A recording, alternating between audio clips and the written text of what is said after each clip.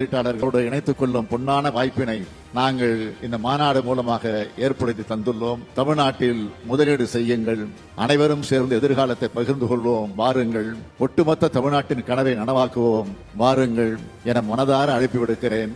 இந்த மாநாட்டினால் தமிழ்நாட்டின் பொருளாதாரம் வளரும், அதன் மூலம் இந்திய பொருளாதாரம் உயரும்.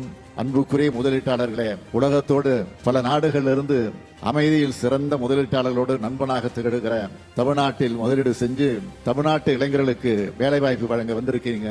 என் தலைமையிலான தமிழ்நாடு அரசு உங்களுக்கு எல்லா வகையிலும் உறுதுணையாக இருக்கும், உங்களோட உணர்வுகளை மதிக்கும், தொழில் தொடங்க எல்லா உதவிகளையும் செய்யும். ஏன்னா இது சொன்னதை செய்வோம், செய்வதை சொல்வோம்னு ஆட்சி நடத்துகிற திராவிட மாடல் அரசு.